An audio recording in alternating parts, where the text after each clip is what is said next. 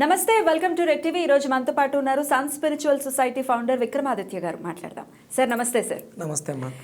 Sir, వాస్తు అనేది ఎంత important role play చేస్తుందో మనందరికీ తెలిసిందే. అయితే ఏది నమ్మాలో తెలియక కొంతమంది కన్ఫ్యూజ్ అవుతూ ఉంటారు. సౌత్ ఎంట్రన్స్ అనగానే బెంబేలెత్తిపోతుంటారు, భయపడిపోతుంటారు. ఒకవేళ రెంట్లో ఉంటే ఓకే, మారిపోయే ఆస్కారం ఉంటుంది. ఒకవేళ సొంత ఇల్లు అయితే ఎవరైనా సౌత్ ఎంట్రన్స్ వెళ్ళకూడదు, సౌత్ ఎంట్రన్స్ ఉండకూడదు అని అంటే వాళ్ళకి ఏం చేయాలో తెలియని అగమ్య గోచరంలో ఉంటారు సార్. అసలు భూమి చుట్టూ తిరుగుతూ ఉంటుంది. సో బట్ నార్త్ ఎంట్రన్స్ అని, ఈస్ట్ ఎంట్రన్స్ అని ఇలాంటి ప్రిఫరెన్సెస్ అయితే ఉన్నాయి. మీ మాటల్లో చెప్పండి సార్, వాస్తుకి ఈ ఎంట్రన్సెస్ అనేది ఎంత ప్రాముఖ్యత అనేది ఉంటుంది? అంటే ఇంట్రెస్ట్ ఎక్కువయ్యే కొలది, క్వశ్చన్స్ లోపల ఎక్కువయ్యే కొలది, చెప్పేవాళ్ళు ఎక్కువైపోయి నెంబర్ ఆఫ్ వచ్చేస్తున్నాయి. అసలు ఒరిజినల్గా వాస్తు గురించి మాట్లాడుకున్నప్పుడు పూర్వం రోజుల్లో, ఇప్పుడు అపార్ట్మెంట్ కల్చర్ రాకముందు వాస్తు పరిస్థితి ఏంటి? అప్పుడు వాస్తు రాసినప్పుడు అసలు పెంకుటిల్లే లేవు. ఫస్ట్ అంటే మనకు వేదం నుంచి వచ్చి మొదలుపెట్టినప్పుడు అసలు వాస్తులు ఎలా రాశారు? మండువాలో ఒకళ్ళు 5 ఎలిమెంట్స్, పంచభూతాలు. అంటే ఒక ఇంట్లో గాలి, నీరు, వెలుతురు, ఆకాశము, భూమి, ఈ 5 పర్ఫెక్ట్గా ఉండాలి. అష్టదిక్కులు బాగుండాలి. ఇది వాస్తు. ఇప్పుడున్నటువంటి జనరేషన్లో అపార్ట్మెంట్ కల్చర్, ఎక్కడైనా మీరు వాస్తు వెతికినప్పుడు దీన్ని ఏమంటారు, మల్టిపుల్ భవనాల గురించి ఎక్కడన్నా ఉందా? మీకు ఈ 5 ఎలిమెంట్స్, 8 దిక్కులు, వీటి గురించే ఉంటుంది వాస్తు గురించి. బేసిక్ వాస్తు అంతే. వాస్తు అంటే బేసిక్.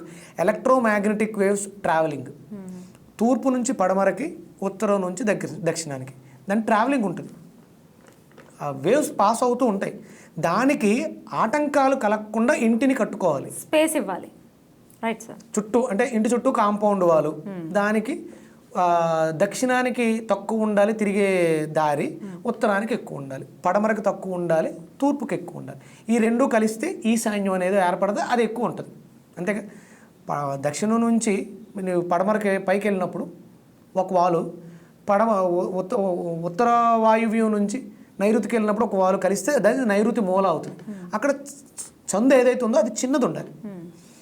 ఇక్కడ ఎగ్జాక్ట్గా మీరు తూర్పు ఎక్కువ వదులుకున్నారు, ఉత్తరం ఎక్కువ వదులుకున్నారు, రెండు జాయింట్ అయినప్పుడు ఈశాన్యం పెరుగుద్ది. అంటే ఈశాన్యం పెరిగింది అంటే సంపద ఎక్కువ ఉంటుంది, బాగుంటుంది. ఇది బేసిక్. ఇక తర్వాత కన్స్ట్రక్షన్కి వచ్చినప్పుడు ఈ పాయింట్లు అంటే 3 అడుగులు పడమరకి వదిలేస్తే 4 అడుగులు 5 అడుగులు కొంచెం ఎక్కువ వదులుకోవాలి కాబట్టి తూర్పు వదులుతారు. అలాగే దక్షిణానికి 3 అడుగులు, ఉత్తరానికి 6 అడుగులు. ఈ మిగతాది లోపల ఏదైతే ఉందో అది సెంటర్ ఆఫ్ హౌస్ అవుతుంది. అక్కడ కన్స్ట్రక్షన్స్, ఆ కన్స్ట్రక్షన్ ఏదైతే ఉందో దాంట్లో వాస్తు పురుషుడిని పడుకోబెట్టారు. ఆ వాస్తు పురుషుని పడుకోబెట్టి శంకుస్థాపన అనేది ఆయన నాభిలో చేయమన్నారు. అంటే ఈ అష్టదిక్పాలకులు, పంచభూతాలు కూడా నీకు ఆ శంకుస్థాపన, అంటే శంకువు అనేది ఒక వస్తువు, దాన్ని పెట్టి దానికి ఒక చిన్న గదిలా కట్టేసి పైన నువ్వు కన్స్ట్రక్షన్ చేసేసుకుంటే నీకు వాస్తు ఇబ్బందులు అనేవి ఉండవు. ఎందుకంటే మొత్తం వాస్తుకు సంబంధించిందంతా ఆ శంకులో ఉంది, అది బ్యాలెన్స్ చేసేస్తుంది. ఇప్పుడు అది జరగట్లేదు. శంకుస్థాపన అనేది ఈశాన్యం మూల ఒక చిన్న గొయ్యి తవ్వేసి వడ్లేసేసి ఇవన్నీ చేసేస్తున్నారు. అది వాస్తు కాదు, శంకుస్థాపనే కాదు. కాబట్టి ఆ ఇంట్లో ఏదైతే చెడు నెగిటివ్ జరుగుతుందో అది పడదు, దిక్కు పడదు. అమ్మ, ఒకే ఇంట్లో ఒకే పేరుతో అందరూ ఉండరుగా. ఇక్కడ వర్గులు అంటే తావర్గు, పావర్గు, యావర్గు, వర్గుని బట్టి దిక్కులు నిడదీయడం జరిగింది. కొంతమందికి ఉత్తరం పడుద్ది, కొంతమందికి దక్షిణం పడుద్ది, కొంతమందికి పడమర పడుద్ది, కొంతమందికి తూర్పు పడుద్ది. ఇవి 4. ఒకే వర్గు పేర్లు ఉన్న వాళ్ళు ఒకే ఇంట్లో ఉండరు. అంటే ఇప్పుడు తావర్గు ఉంటే అందరూ తూర్పు ఈశాన్యంలోంచి తిరగాలి. ఒకే ఇంట్లో నలుగురు అదే పేరుతో ఉంటారా? ఉండరుగా.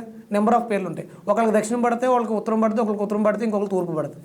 ఇలా ఉన్నప్పుడు అందరికీ ఒక్కొక్క ఎంట్రన్స్ పెట్టలేరుగా.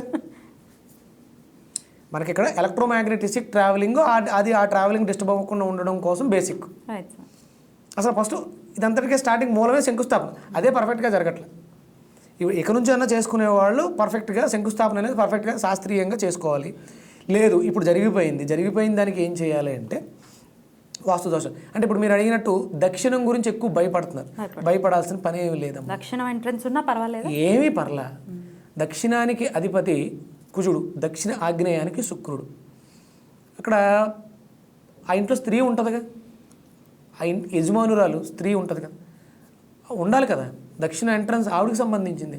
తూర్పు ఎంట్రన్స్ ఈశాన్యం, తూర్పు ఈశాన్యానికి ఉంటుంది, అలాగే ఉత్తర ఈశాన్యానికి ఉంటుంది. ఇప్పుడు దక్షిణంలోంచి ఎంటర్ అయినప్పుడు తూర్పు ఈశాన్యము ఉత్తర ఈశాన్యము బ్లాక్ చేయబడి ఉంటాయి, అక్కడ గుమ్మాలు ఉండవు. అంటే ఈశాన్యం బ్లాక్ అయి ఉంటుంది వాళ్ళ ఇంట్లో, అదేం ఇబ్బంది ఏం కాదు. అది అంటే గుమ్మం పైకి ఉందా అంటే దక్షిణానికే ఉందా, పూర్తిగా దక్షిణ ఆగ్నేయానికి ఉందా, లేకపోతే దక్షిణ నైరుతికి ఉందా చూసుకోవాలి. అంటే అటు కరెక్ట్గా సెంటర్కి ఉన్న కొంచెం చిన్నపాటి ఇబ్బందులు ఉంటాయి.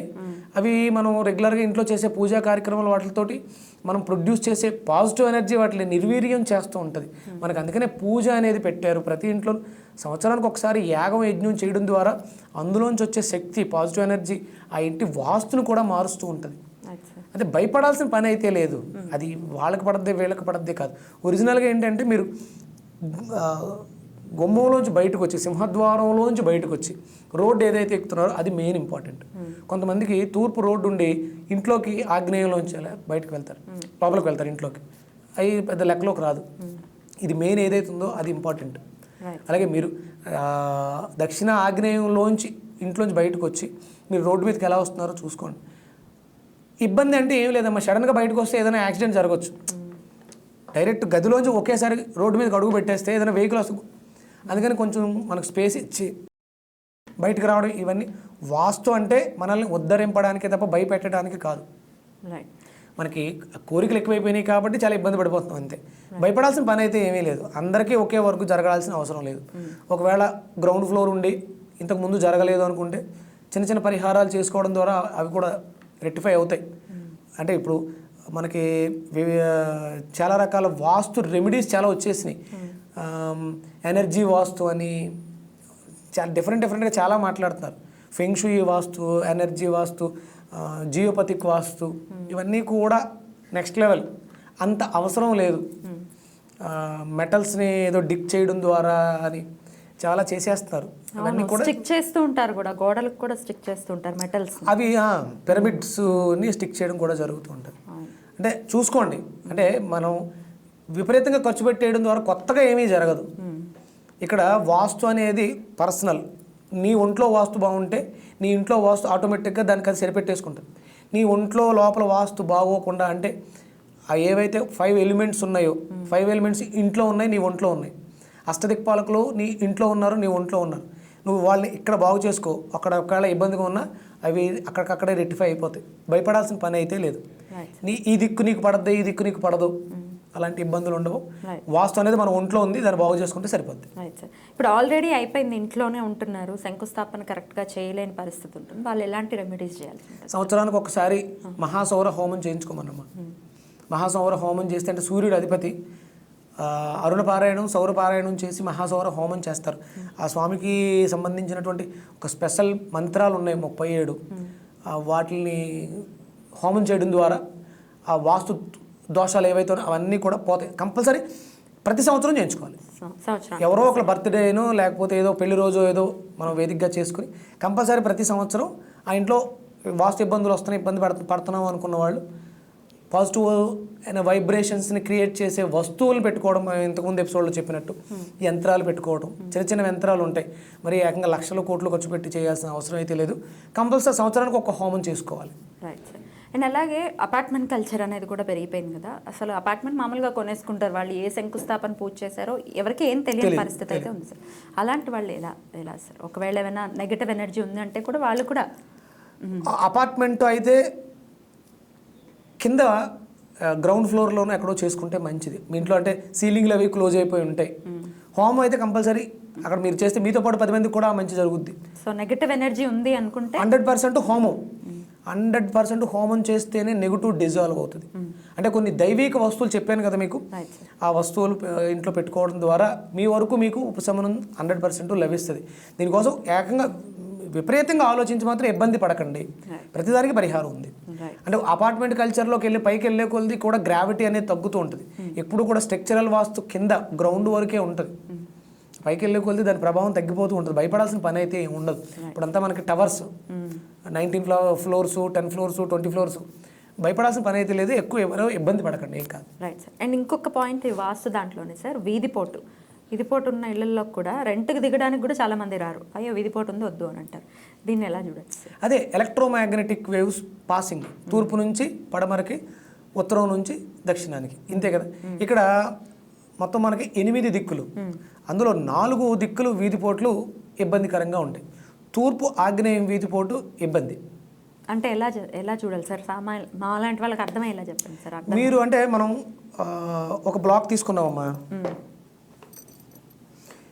ఇది స్థలం అనుకుందాం, ఇది తూర్పు, ఇది దక్షిణం, ఇది ఉత్తరం, ఇది పడమర. ఇప్పుడు ఇక్కడ నుంచున్నాం, ఇది మనకి కిచెన్ అవుతుంది కదా, ఆగ్నేయం. ఇది ఆగ్నేయం అయింది, ఇక్కడ కిచెన్ ఉంది. దీనికి ఎదురుకుండా ఏదైనా వీధి రన్ అవుతూ కనిపించింది అనుకోండి, ఇది తప్పు. ఓకే. అలాగే ఇక్కడ వీధి తగులుతుంది, ఇది దక్షిణం ఆగ్నేయం. దక్షిణాగ్నేయానికి వీధి పోటు ఉంటే మంచిది. ఓకే. అంటే ఇది సెంటర్ చేసుకుంటే ఇటు కిందకు ఉంటే, ఇటు పైకి ఉంటే దక్షిణ నైరుతి అవుతుంది, ఇది తప్పు. ఇది ఇంటి యజమాని మీద ప్రభావం చూపిస్తుంది. ఇది తూర్పు ఆగ్నేయం ఇంటి యజమానురాలు మీద చూపిస్తుంది. అలాగే పడమరలోకి వచ్చినప్పుడు కూడా సేమ్. మళ్ళీ ఇక్కడ నైరుతిలో, పడమర నైరుతిలో వీధి వెళ్తూ ఉంటే ఇబ్బంది, పడమర వాయువ్యంలో వీధిపోటి అభివృద్ధి. అలాగే ఉత్తర ఈశాన్యం, ఉత్తరం వైపు ఈశాన్యం వైపు ఉంటే మంచిదే, అభివృద్ధి, ధన అభివృద్ధి ఉంటుంది. ఉత్తర వాయువ్యంలో ఉంటే వీధిపోటు తప్పు ఉంటుంది. అంతే, జాగ్రత్తగా చూసుకోవచ్చు. ఒకవేళ అలా ఉన్నాయి అన్నప్పుడు కూడా వాటికి మనం పరిహారాలు ఉన్నాయి, చేసుకోవచ్చు, ఇబ్బంది ఏమీ లేదు. అంటే ఇప్పుడు అవి జనరల్గా ఏంటంటే మనం రోడ్లు ఫాలో అయిపోతూ తీస్తూ ఉంటారు. ఇప్పుడు ఇక్కడ ఆ ఇంటిని వదిలేస్తే, అంటే ఇప్పుడు రేట్లు ఎక్కువగా ఉన్నాయి కాబట్టి ఆ స్థలం వాల్యూ 1 కోటి రూపాయలు 2 కోట్లు ఉన్నప్పుడు దాన్ని వదిలేయడం ఇష్టం లేక కన్స్ట్రక్ట్ చేసేస్తారు.